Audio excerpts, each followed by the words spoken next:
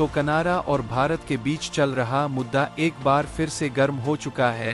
क्योंकि कनाडा के PM Justin Trudeau ने भारत और कनाडा के बीच के रिश्ते को पूरी तरह से खराब कर दिया है और अभी भी इनके द्वारा भारत के खिलाफ कोई सबूत इकट्ठा नहीं हो पा रहा है। तब भी इनकी उछल कूद थमने का नाम नहीं ले रही है और इन्हीं हरकतों के कारण भारत का विश्वास ही कनाडा के ऊपर से पूरी तरह से उठ चुका है, जिसके कारण भारत के विदेश मंत्री एस जयशंकर को भी अब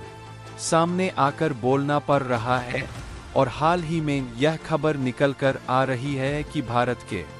फॉरेन मिनिस्टर एस जयशंकर की तरफ से कनाडा के द्वारा हमारे हाई कमिश्नर पर लगाए गए झूठे आरोपों को कम्प्लीटली रिजेक्ट किया जा चुका है और भारत ने सीधा कह दिया है कि इस तरीके के झूठे आरोप लगाकर भारत के वैश्विक प्रभाव को कमजोर करने की कोशिश ना किया जाए। लेकिन बात इतने पर ही खत्म नहीं होती, क्योंकि कनाडा और भारत के बीच राजनीतिक तनाव अब व्यापारिक संबंधों पर पहुंच चुका है और खबर निकल कर आ रही है कि दोनों देशों के बीच का जो ट्रेड यानी कि व्यापार है वह प्रभावित होना शुरू हो गया है, जिसमें कनाडा की दिक्कतें बढ़ आने के लिए मुसीबत का एक नया बादल टूट पड़ा है और भारत की वजह से करोड़ों का नुकसान होने जा रहा है। पूरी डेवलपमेंट क्या है इस वीडियो में समझते हैं, लेकिन कनाडा ने खुद की गलती से अपनी अर्थव्यवस्था को मिट्टी में मिलाने का रास्ता यूं लिया है। उसके लिए वीडियो को एक लाइक करके चैनल को सब्सक्राइब जरूर कर लीजिए, क्योंकि यह आपके लिए एक सेकंड का काम है, लेकिन इससे हमारी काफी बड़ी मदद होती है। इन्होंने कनाडा से रिक्वेस्ट किया था कि हमें हरदीप सिंह निज्जर का डेथ सर्टिफिकेट प्रोवाइड कराया जाए ताकि नेशनल इन्वेस्टिगेशन एजेंसी खुद इस बात की जांच कर सके कि इसमें भारत का कोई हाथ है या फिर किसी और का। लेकिन आज खबर निकलकर सामने आ रही है कि महीनों बीतने के बावजूद भी अभी तक एनआईए को डेथ सर्टिफिकेट कनाडा की तरफ से नहीं दिया गया, जिससे भारत ही नहीं बल्कि बाकी के देश का भी शक बढ़ता जा रहा है कि कनाडा इसमें जरूर कुछ ना कुछ छुपाने की कोशिश कर रहा है। और यह हो सकता है कि अभी भी हरदीप सिंह निज्जर की मौत ना हुई हो, फिलहाल चाहे कुछ भी हो। यहाँ पर कनाडा सरकार बुरी तरीके से भारत के जाल में फंस चुकी है और इन्हीं सब के कारण कनाडा को नया पाकिस्तान बताया जा रहा है, क्योंकि कनाडा के पीएम ट्रूडो की तरफ से खालिस्तानिस करने की जो अपीजमेंट पॉलिसी है वह एक प्रकार से आतंकी को बढ़ावा दे रही है। और जिस तरीके से पाकिस्तान में आतंकी संगठन पाल पोषक बड़े किए जा रहे हैं, अब वही हाल कनाडा का हो चुका है। हालांकि कनाडा के हालात कुछ भी हो वह अलग की बात है, लेकिन अगर बीच में भारत पर झूठे आरोप लगाए जाएंगे तो भारत इसे बिल्कुल भी सहने वाला नहीं है और कनाडा की गलती का परिणाम दुनिया के सामने है, क्योंकि पिछले साल से चलने वाले इसी डिप्लोमेटिक वॉर के कारण भारत और कनाडा के बीच का मुद्दा एक बार फिर से गर्म हो चुका है और यह व्यापार पर एक बार फिर से नया सवाल खड़ा कर चुका है। और बिजनेस ओनर ने खुद कहना शुरू कर दिया है कि दोनों देशों के बीच बढ़ रहा विवाद व्यापार के लिए कई दिक्कतें पैदा कर रहा है। लेकिन व्यापार के लिए दिक्कतें पैदा हो रही है तो इसमें न केवल कनाडा का नुकसान होगा बल्कि भारत का भी नुकसान होगा, क्योंकि देखा जाए तो कनाडा और भारत के बीच हर साल लगभग 7,000 करोड़ रुपए का ट्रेड होता है। लेकिन ग्लोबल ट्रेड रिसर्च इन्वेस्टिगेशन के मुताबिक पिछले दिनों चल रहा तनाव का असर भारत और कनाडा के बीच व्यापार पर बिल्कुल भी नहीं पड़ रहा था, लेकिन जैसे जैसे विवाद बढ़ रहा है वैसे वैसे इसका असर शुरू हो चुका है। भारत के द्वारा कनाडा में एक्सपोर्ट होने वाले सामानों की वैल्यूएशन देखी जाए तो हर साल 3.8 अरब डॉलर के सामानों को कनाडा में भेजा जाता है,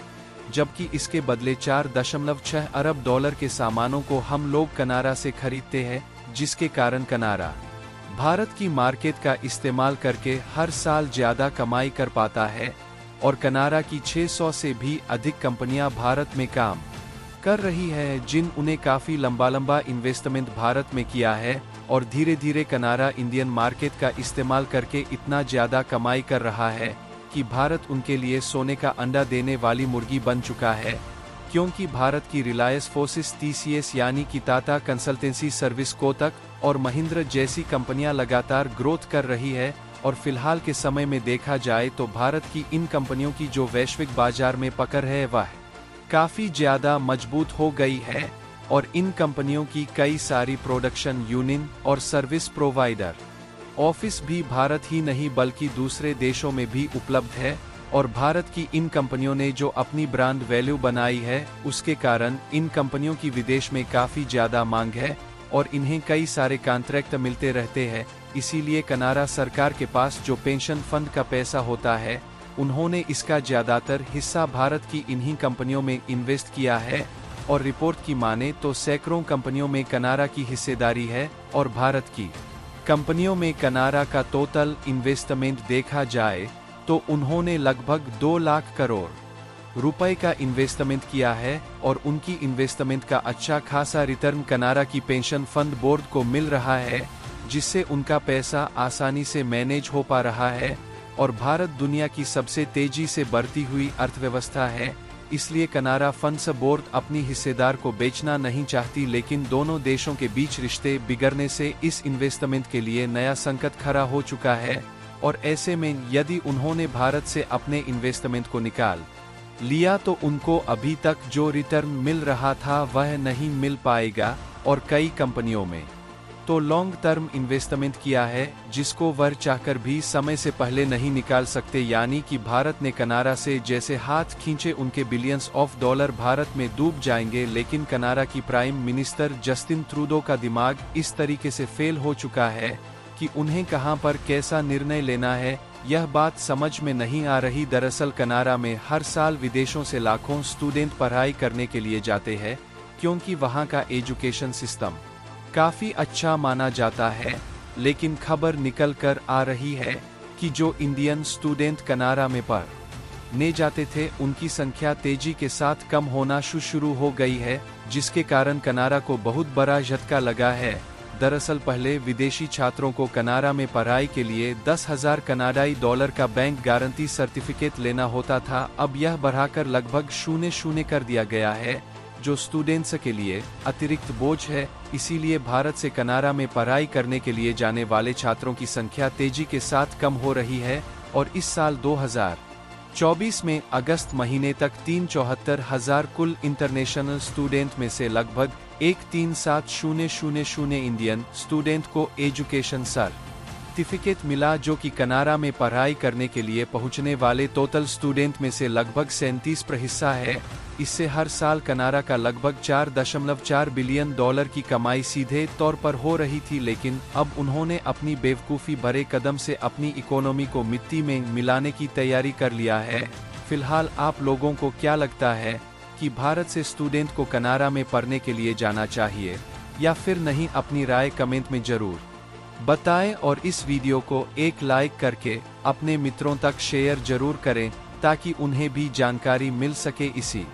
तरह और भी नॉलेजेबल वीडियो देखने के लिए चैनल को सब्सक्राइब करके बेल आइकन को ऑल पर जरूर सेलेक्ट कर लीजिए। जय श्री राम।